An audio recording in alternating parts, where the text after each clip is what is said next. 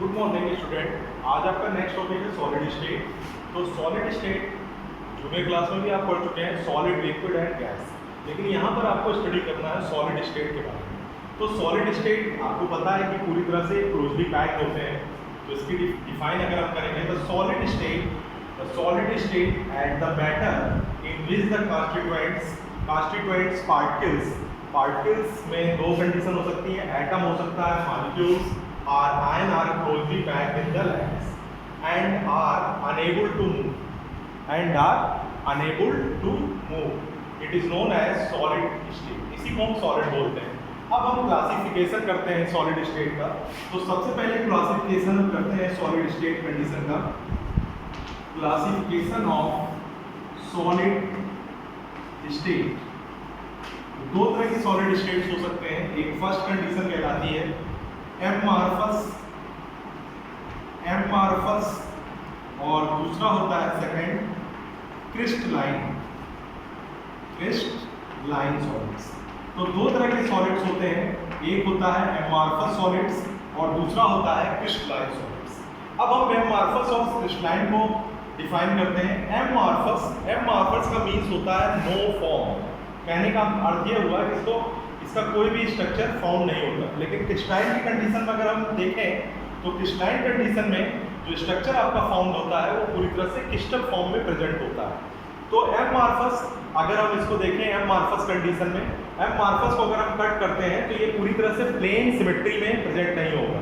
कहने का मतलब इसकी जो स्ट्रक्चर्स हो जाएगी वो नो फॉर्म शो करेगी। लेकिन क्रिस्टलाइन कंडीशन में अगर हम देखें तो क्रिस्टलाइन कंडीशन की स्ट्रक्चर कैसा बनेगा कि क्रिस्टलाइन का जो स्ट्रक्चर होगा क्रिस्टल बेस्ड फॉर्म में प्रेजेंट होगा। तो दो तरह के स्ट्रक्चर मैंने आपको बताया कि एमॉर्फस सॉलिड और क्रिस्टलाइन सॉलिड्स। अब एमॉर्फस और क्रिस्टलाइन की हम बात कर लेते हैं, डिस्कस कर लेते हैं।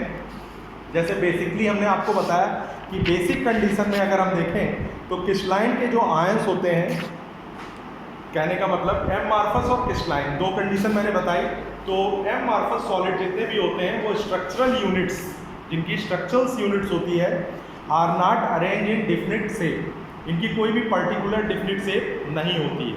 दूसरी कंडीशन हम देख सकते हैं कि अगर हम बात करते हैं इनमें कोई भी नॉन रेगुलर कंडीशन होती है। ज्योमेट्रिकल कन्फिगरेशन अगर हम देखें तो वी नो दैट जो ज्योमेट्रिकल कन्फिगरेशन होता है, ज्योमेट्रिकल कन्फिगरेशन भी आपका नॉट डिफिनिट शेप में होता है। मेल्टिंग और बॉइलिंग पॉइंट की अगर हम बात करते हैं तो मेल्टिंग कंडीशन में अगर आप देखें तो ये नॉट शार्प होते हैं। कहने का मतलब शार्प कंडीशन में प्रेजेंट नहीं होते हैं। दूसरी कंडीशन हीट ऑफ फ्यूजन की अगर हम बात करते हैं, फ्यूजन मीन्स होता है जुड़ना। जैसे फिजन मीन्स होती है ब्रेकिंग और फ्यूजन मीन्स होता है ज्वाइंट्स करना या जुड़ना। तो फिजन की अगर हम बात करते हैं, फिजन मीन्स आपको पता है कि फिजन मीन्स ब्रेकिंग होती है और फ्यूजन मीन्स ज्वाइंट्स कर देना। तो फ्यूजन की कंडीशन यहाँ पर neither definite nor characteristic.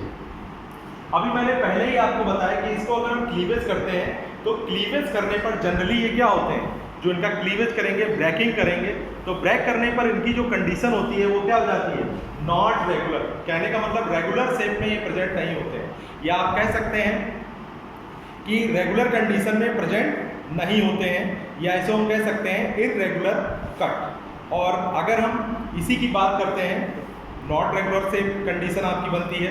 Compressibility का अगर आप नेचर देखें तो जनरली कंप्रेसिबल होते हैं सम एक्सटेंट्स, और सुपर कूल्ड लिक्विड होते हैं, या इसी को हम सूडो सॉलिड्स भी बोलते हैं। आइसोट्रोपिक इन नेचर, इनका जो नेचर होता है वो आइसोट्रोपिक इन नेचर होता है। तो दो कंडीशन होती है, एक आइसोट्रोपिक होती है और एक एंसियोट्रोपिक नेचर होता है। तो इसमें अगर हम देखें एमॉर्फस की कंडीशन होती है, ये पूरी तरह से आइसोट्रोपिक नेचर शो करता है।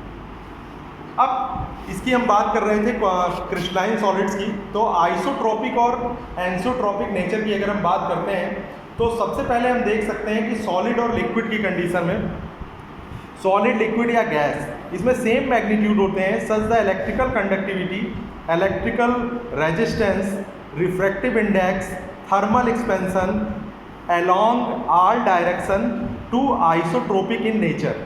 आइसोट्रोपिक इन नेचर कहने का मतलब सेम कंडीशन की प्रेजेंट होती है।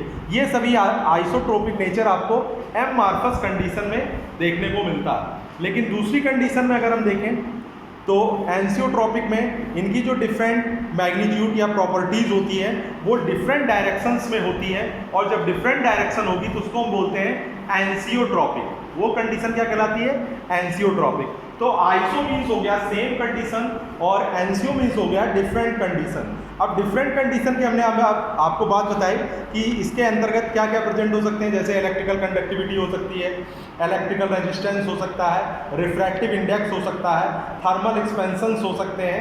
ये सभी जो नेचर आपके होते हैं along are direction, it is known as isotropic in nature. और दूसरी कंडीशन में अगर हम देखें एंसियोट्रॉपिक नेचर की अगर हम बात करते हैं तो एंसियोट्रॉपिक नेचर आपको देखने को मिलता है क्रिस्टलाइन सॉलिड्स में। क्रिस्टलाइन सॉलिड्स में आपको एंसियोट्रॉपिक नेचर आपका शो होगा। अब हम सिंपली सी थोड़ी सी बात आपको और बता देते हैं कि क्रिस्टलाइन सॉलिड्स और एमॉर्फस सॉलिड्स, अब इसको हम डिस्कस करेंगे नेक्स्ट टर्म पर।